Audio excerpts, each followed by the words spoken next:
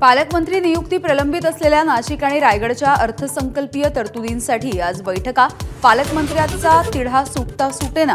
पालकमंत्रीपदासाठी आग्रही मंत्र्यांच्या भूमिकेकडे लक्ष.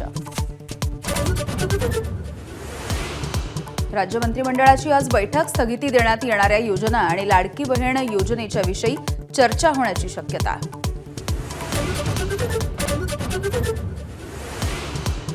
माजी मंत्री तानाजी सावंत यांच्या चिरंजीवाची घरी न सांगता चार्टर्ड विमानानं बँकॉक वारी.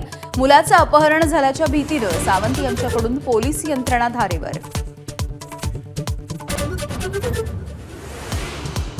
सत्तेत असण्याचा फायदा मंत्र्यांना सहजपणे मिळतो. तानाजी सावंत यांच्या मुलाच्या बँकॉक वारीवरती सुषमा अंधारे यांची टीका.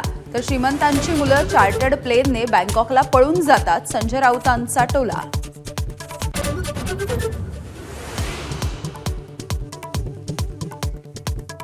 दिल्लीमध्ये उपमुख्यमंत्री एकनाथ शिंदे यांचा महादजी शिंदे राष्ट्र गौरव पुरस्कारानं सन्मान. दिल्लीमधल्या महाराष्ट्र सदनामध्ये संध्याकाळी रंगणार गौरव सोहळा. आजपासून 12वीची बोर्डाची परीक्षा. वेगवेगळ्या विद्याशाखांचे 15 लाख विद्यार्थी परीक्षा देणार. प्रशासनासमोर कॉपीमुक्त परीक्षेचं आव्हान.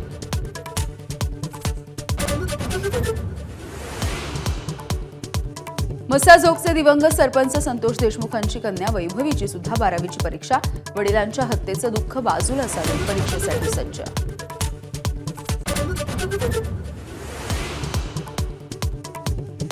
सोयाबीन खरेदीसाठी मुदतवाढ देण्यास केंद्राचा नकार. 15 दिवसांसाठी मुदतवाढ दिल्याचं वृत्त निराधार. सोयाबीन खरेदीला नव्यानं मुदतवाढ नसल्यामुळे पणन विभागाचं स्पष्टीकरण.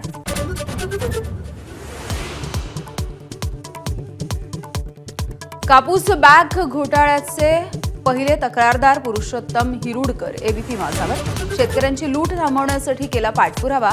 1250ची बॅग 600 रुपयामध्ये पुरवल्याचा उत्पादक हिरुडकरांचा दावा.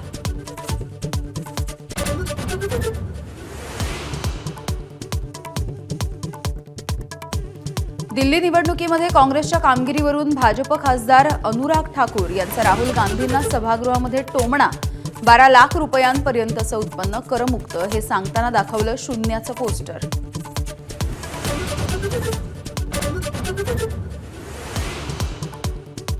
शहाजीराजेंच्या समाधीस्थळाची दुरावस्था. ज्येष्ठ लेखक विश्वास पाटील यांची फेसबुक पोस्ट. वीरपित्याच्या समाधीवरती पत्र्याचं छप्पर सुद्धा नसल्याची खंत. राजकारण्यांना सुद्धा सुनावले खडे बोल. आणि ज्येष्ठ साहित्यिक रारंग बोराडे यांचं संभाजीनगरमध्ये वृद्धापकाळानं निधन. वयाच्या 85व्या वर्षी घेतला अखेरचा श्वास. गेल्याच आठवड्यामध्ये जाहीर झाला होता महाराष्ट्र सरकारचा जीवन गौरव पुरस्कार. एबीपी माझा, उघडा डोळे बघा नीट.